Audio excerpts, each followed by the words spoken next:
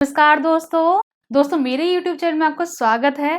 तो दोस्तों आज हम बात करेंगे एसिडिटी के ऊपर। काफी लोगों को लगता है एसिडिटी एक बीमारी नहीं है। दोस्तों आज हम यही बात करने वाले हैं कि एसिडिटी भी एक प्रॉब्लम, एक बीमारी हो सकती है। तो चलिए दोस्तों आगे बढ़ते हैं और देखते हैं कि अगर एसिडिटी ठीक नहीं होती है तो क्या हो सकता है। दोस्तों हम आगे ये देखने वाले हैं कि एसिडिटी कोई बीमारियों से तो जुड़ी तो नहीं है। तो चलिए आगे बढ़ते हैं और देखते हैं। तो दोस्तों जब एसिडिटी होती है, किसी भी बंदे को एसिडिटी होती है तो ये बोला जाता है अरे ये बहुत खाना खाती होगी, ये बाहर का खाना खाती होगी, ये तो बहुत चटोरी है तो या फिर चटोरा है। तो दोस्तों ऐसा नहीं है, ऐसा बिल्कुल भी नहीं है कि अगर हम बहुत ज्यादा खाना खाएंगे या फिर बाहर का खाना खाएंगे। कुछ हद तक है कि अगर हम बाहर का खाना खाते हैं तो हमें प्रॉब्लम हो सकती है, बट ये नहीं कि आपकी ये एसिडिटी परमानेंट बन जाए। क्योंकि काफी लोग ना परेशान हो चुके हैं अपनी एसिडिटी से कि उनकी एसिडिटी ठीक ही नहीं हो रही है, सालों साल चलती जा रही है। तो दोस्तों ये आपकी एक प्रॉब्लम हो सकती है, तो आपको जरा ध्यान देना है। क्योंकि वो लोग नहीं बोल पा रहे हैं कि ऐसा खाना नहीं खाते हैं, वो उनको परेशान मत कीजिए। क्योंकि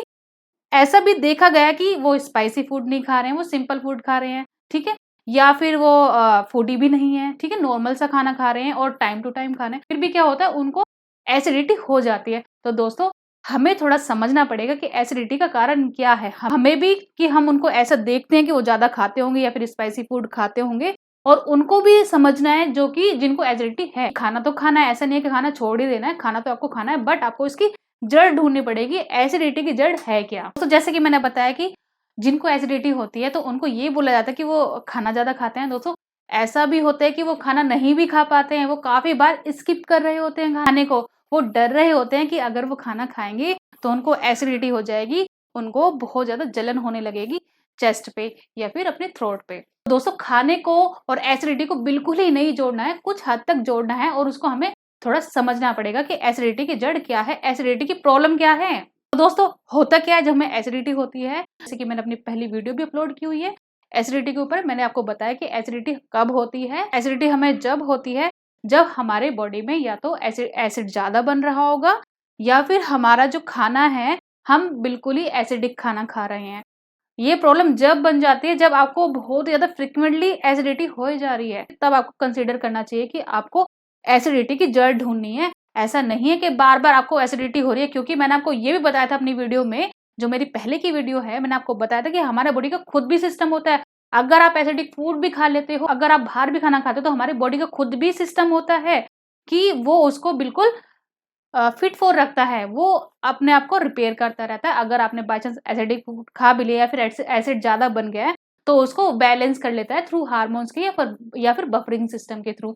तो दोस्तों हमें एसिडिटी को समझना ही होगा। अगर एसिडिटी आपको हो रही है तो आपको डॉक्टर के पास जाना चाहिए, अपना थोड़ा ट्रीटमेंट लेना चाहिए। अभी तो हम थोड़ा समझते हैं एसिडिटी है क्या। क्योंकि ऐसा नहीं है कि आपको एसिडिटी हो रही है आप सीधा बस डॉक्टर के पास चले गए, आपको खुद भी नॉलेज होनी चाहिए। क्योंकि काफी बार आपने देखा होगा डॉक्टर आपको नहीं बताते हैं कि एसिडिटी की जड़ क्या है। तो आपको नॉलेज तो होनी चाहिए कि एसिडिटी हमें होती क्यों है, इसका रीजन है क्या। तो चलिए आगे बढ़ते हैं, थोड़ा और समझते हैं एसिडिटी को। दोस्तों ऐसा भी देखा होगा जब किसी को एसिडिटी होती है तो लोग क्या बोलते हैं, अगर चूरन खा लो कि एसिडिटी तो यूं ही चली जाएगी।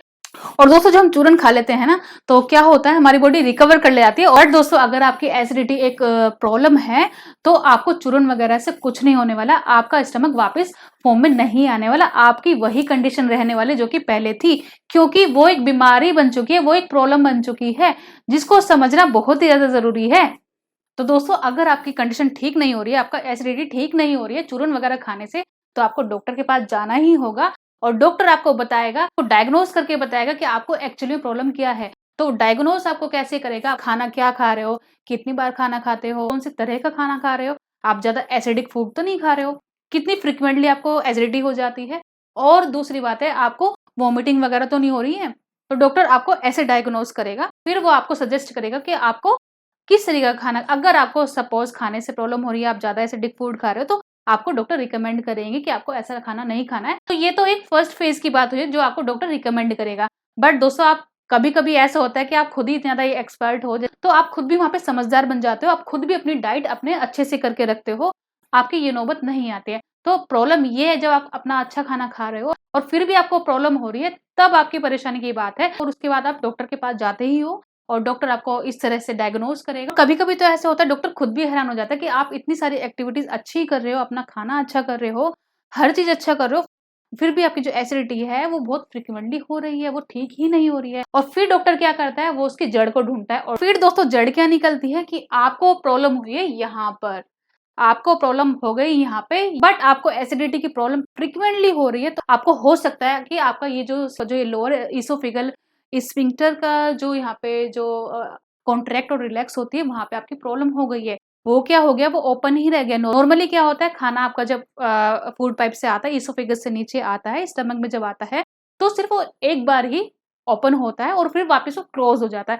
बट जब आपको एसिडिटी की प्रॉब्लम हो गई, जो सीवियर होता जा रहा है, तो आपको क्या हो सकता है, आपके जो लोअर इसोफेगल स्फिंक्टर जो है ना, वो ओपन ही रह गई है, वो बंद ही नहीं हुई है। तो ऐसा क्या होगा, जब खाना नीचे जाएगा, फिर वहां पे एसिड बनेगा आपकी फूड को डाइजेशन करने के लिए, तो क्या होगा, वो खाना जो है, जो एसिड कंटेंट जो है, वो ऊपर आ जाएगा। तो दोस्तों ये आपकी प्रॉब्लम हो सकती है। दोस्तों इसको हमें थोड़ा और समझना पड़ेगा, यहाँ पे ऐसा हुआ क्यों, ऐसा क्या हो गया, ऐसा हमने क्या कर दिया कि हमारा लोअर इसोफेगल स्फिंक्टर जो है वो ओपन ही रह गया है। दोस्तों चलिए आगे बढ़ते हैं और इसको समझते हैं कि इसकी प्रॉब्लम आई कैसे है। दोस्तों ये जो होता है, इसको हम शॉर्ट फॉर्म बोलते हैं LES। इसका मेनली फंक्शन क्या होता है कि हमारा जो स्टमक का एसिड जो होता है ना, उसको कंट्रोल में रखना, उसको ऊपर ना आने देना।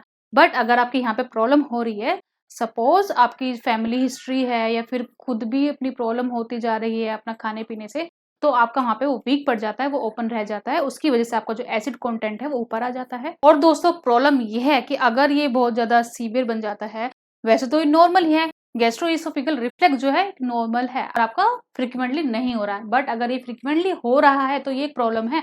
और जब ये प्रॉब्लम बन जाती है तो कभी कभी क्या होता है, हमारे ब्रीथ के थ्रू लंग्स में चला जाता है। और दोस्तों ये लंग्स में चला गया ना, तो बहुत आपको प्रॉब्लम होने वाली है, आपको बहुत सारी प्रॉब्लम हो सकती है अगर एक बार ये लंग्स में चला गया। प्रॉब्लम्स क्या हो सकती हैं कि आपको अस्थमा हो सकता है, आपको चेस्ट कंजेशन हो सकता है, आपको निमोनिया भी हो सकता है। तो दोस्तों आपको ध्यान रखना पड़ेगा, क्योंकि कुछ कुछ प्रॉब्लम ऐसी हैं कि वो ठीक भी नहीं हो पाती है, आप कितनी भी दवाइयां खा लो। तो दोस्तों थोड़ा अपना ध्यान रखो, अपनी एसिडिटी को अपने हाथ में रखो। अगर दोस्तों आपकी ये एसिडिटी सीवियर बन गई, क्रॉनिक बन गई एक बार, तो आपको डिजीज ये वाली भी हो सकती है, जिसको हम बोलते हैं गैस्ट्रोइसोफेगल रिफ्लेक्स डिजीज। तो सबसे पहले हम बात करेंगे वीक और रिलैक्स्ड LES। इसमें क्या होता है कि हमारा यहाँ पर प्रॉब्लम हो जाती है, ठीक है। अगर हमारे ये वीक पड़ गई, रिलैक्स पड़ गई, ये या तो ये ओपन ही रह जाती है। दोस्तों इसको लाइटली नहीं लेना है अगर आपको ये प्रॉब्लम हो रही है। दूसरी कंडीशन हमारी क्या है, दूसरी कंडीशन है हमारी की हिएटल हर्निया, कि आपका जो स्टमक का पोर्शन है ना, वो डायफ्राम से ऊपर चला जाता है। अब अगर ये ऊपर चला गया तो ये ईसोफेगल और थ्रोट के बहुत कांटेक्ट में आ जाता है। उससे उसकी वजह से क्या होता है कि हमारा जो एसिड कंटेंट है वहां पे इजीली पहुंच जाता है। अच्छा ये आपकी जो प्रॉब्लम है वो आपकी डाइट से जुड़ी है, जिस तरीके का आप खाना खाते हो। अल्कोहल हो गया और स्मोकिंग हो गया, तभी भी आपको प्रॉब्लम हो सकती है। अगर आप ओबेसिटी में आ गए हो, आप मोटे हो रहे हो, तभी भी क्या होता है कि आपको प्रॉब्लम हो सकती है एसिडिटी की। उसके बाद हाँ, अगर बात करेंगे प्रेगनेंसी की बात करें, उस प्रेगनेंसी में क्या होता है कि आपका हार्मोनल चेंजेस की वजह से आपको एसिडिटी की प्रॉब्लम हो सकती है। और कभी कभी ऐसा होता है कि हम कुछ दवाइयां खा रहे हो तभी भी हमें प्रॉब्लम हो सकती है। अगर दोस्तों हम सिम्टम्स की बात करें तो यहाँ पे हार्टबर्न हो रहा होगा, आपका जो खाना है वो ऊपर आता रहेगा, बहुत फ्रिक्वेंटली आ जाता है आपका जो खाना होता है, और एसिड कंटेंट जो है, आपको चेस्ट पेन भी हो सकता है। अगर हम आगे बात करें तो आपको खाना खाते हो ना, तो उसमें भी आपको प्रॉब्लम हो सकती है। आपको आपका जो खाना जो इसोफेगस में जाएगा, आपको वहाँ पे पेन हो सकता है। तो दोस्तों ये कुछ सिम्टम्स हैं गर्ड के, जो कि आपको इग्नोर नहीं करना है, आपको अच्छे से अपना ध्यान रखना है कि आपको ये कंडीशन और सीवियर न बन जाए। तो चलिए दोस्तों आज का टॉपिक यहीं तक था। आशा कर रही हूँ आपको सब कुछ समझ में आया होगा, और आशा कर रही हूँ अपनी एसिडिटी को इतना सीवियर नहीं होने दोगे। आप अभी से अपना ध्यान रखोगे, खुद भी डाइट में भी, और डॉक्टर के पास भी जाओगे और इसको अच्छे से अपना ट्रीटमेंट लोगे। दोस्तों ये जो गर्ड है ये इतना भी ज्यादा सीवियर नहीं है, अगर इसको ट्रीट नहीं किया गया तो क्या पता ये और भी ज्यादा सीवियर बन सकता है। तो दोस्तों इग्नोर तो बिल्कुल भी नहीं करना है, बट इससे डरना भी नहीं है। आपको डॉक्टर्स के पास जाना ही होगा, अपने आप को डायग्नोज करना होगा। तो वीडियो अच्छी लगी तो लाइक करना, अगर आप इस चैनल पर नए हैं तो सब्सक्राइब भी कर देना। फिर मिलते हैं एक नए टॉपिक के साथ। आज के लिए नमस्कार।